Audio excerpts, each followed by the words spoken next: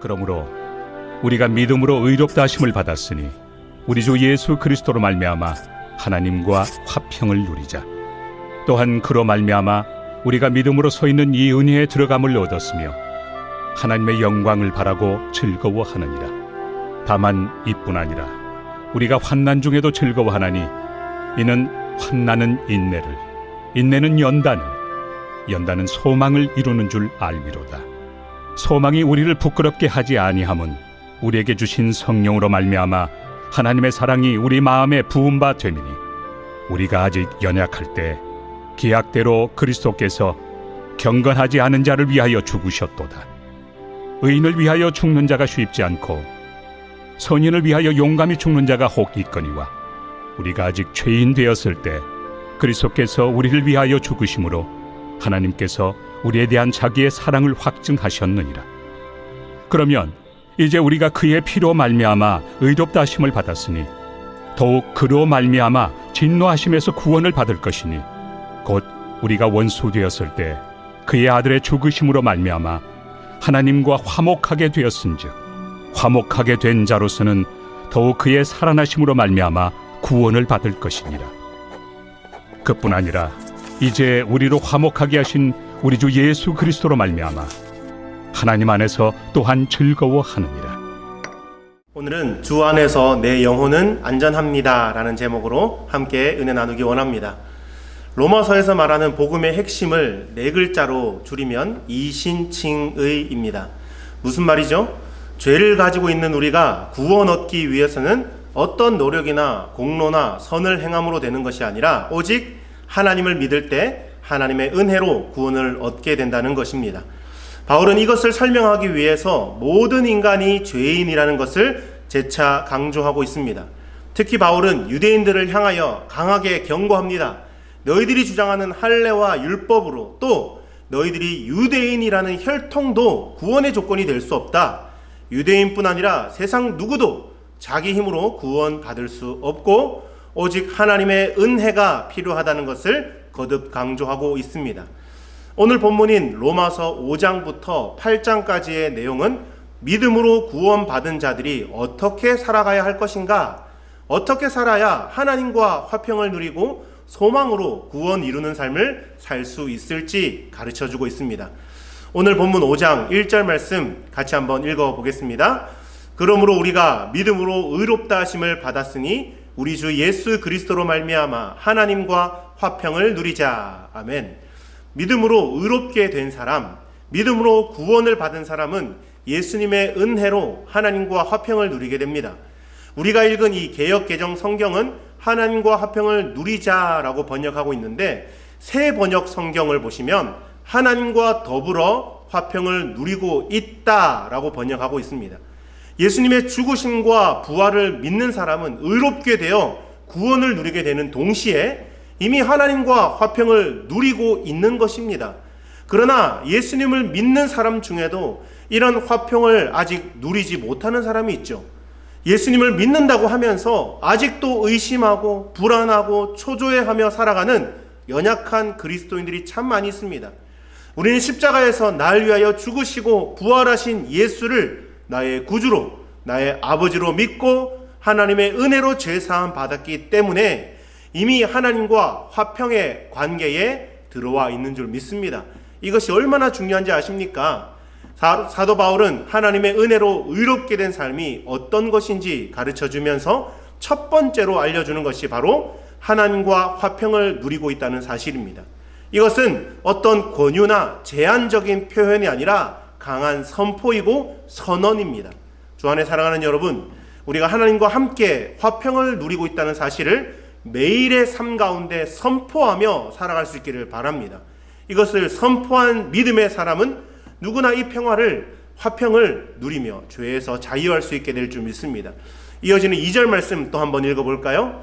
또한 그로 말미암아 우리가 믿음으로 서 있는 이 은혜에 들어감으로 얻었으며 하나님의 영광을 바라고 즐거워하느니라. 사도 바울은 예수 그리스도를 통하여 하나님과 화평의 관계에 있는 성도는 하나님의 영광을 바라보고 기뻐하고 즐거워한다라고 말씀하고 있죠. 이 영광에 이르기까지 인도하는 분이 누구이신가? 오늘 본문에서 그로 말미암아, 여기서 그가 누구죠? 바로 예수 그리스도를 말씀합니다. 오직 예수 그리스도만을 통하여 이 은혜 가운데 들어갈 수 있다는 것이죠. 이 은혜는 마치 안전한 항구와 같습니다. 파도가 거칠게 일면 배를 운행하는 선장들은 안전한 항구로 배를 들어와 닻을 내리고 줄을 이 항구에 단단히 묶어놓지 않습니까? 아니면 아예 육지 위로 배를 끌어올려 놓기도 합니다. 마치 우리의 인생이 이와 같다는 거죠. 예수 그리스도를 믿음으로 말미암아 우리의 영혼은 안전한 예수 그리스도 안에 닻을 내리는 것입니다. 그때에 우리 영혼은 주 안에서 안전할 수 있는 것이며 우리 안에 역사하시는 하나님의 영광을 바라보고 기뻐하고 즐거워하는 것입니다. 그런데 그럼에도 불구하고 어려움이 계속해서 생기죠. 본문 3절, 4절, 5절 말씀, 우리 많은 성도들이 암송하고 계실 법한 말씀인데 제가 한번 읽겠습니다. 다만 이뿐 아니라 우리가 환난 중에도 즐거워하나니 이는 환난은 인내를, 인내는 연단을, 연단은 소망을 이루는 줄 알미로다.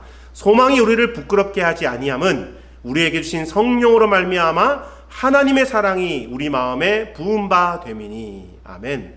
믿음으로 구원받은 우리는 하나님의 영광을 바라보며 소망 가운데 기뻐하고 즐거워함으로 살아가야 합니다.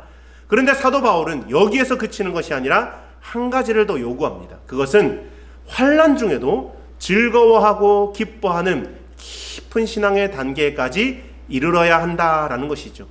믿음으로 구원받았다는 확신이 있는 사람은 어떻게 살아야 합니까?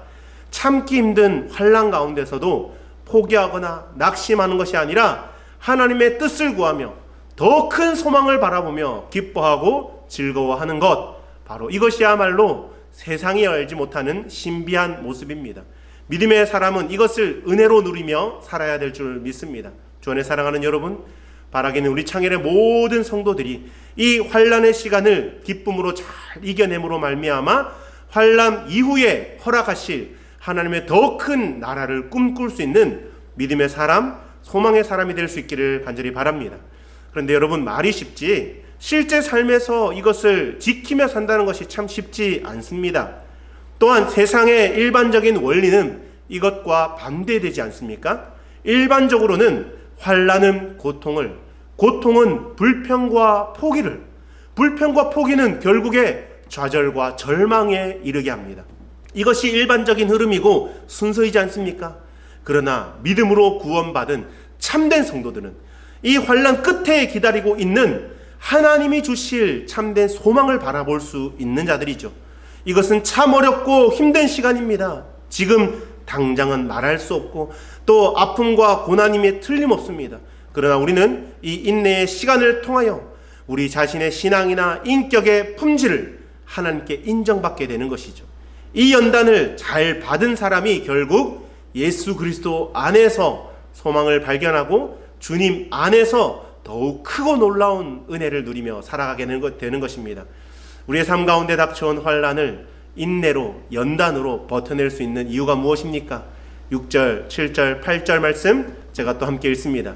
우리가 아직 연약할 때에 기약대로 그리스도께서 경건하지 않은 자를 위하여 죽으셨도다.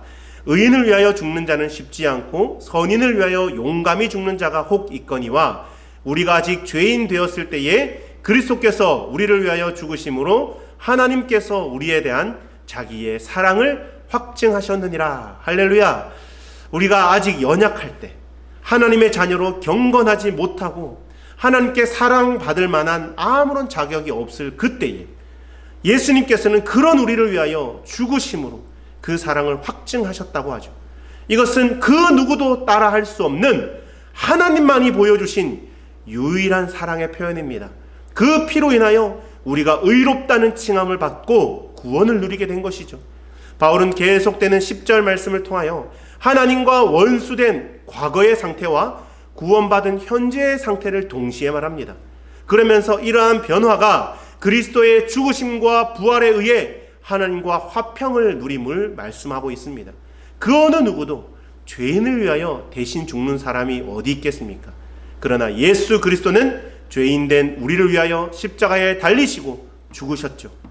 우리 사람의 짧은 생각과 견해로 그분의 높음과 깊음과 넓이를 어떻게 다 이해할 수 있겠습니까?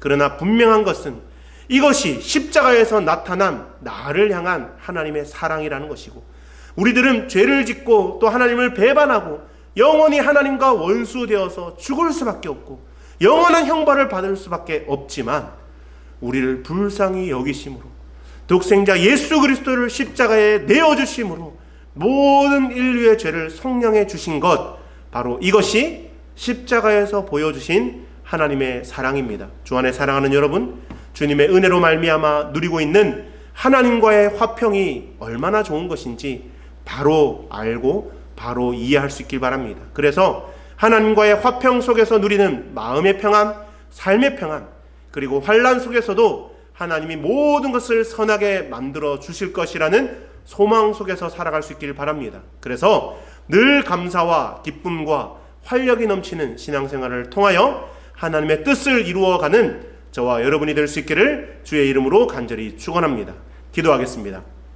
사랑의 하나님, 우리를 위하여 쏟으신 그 모든 물과 피를 통하여 우리가 죄 사함을 얻게 되고 구원의 기쁨을 누리게 되었는데, 이 사실을 날마다 기억하고 매일의 삶에서 그 구원의 감격으로 인하여 기뻐하고 즐거워하는 저희들 되게 하여 주옵소서.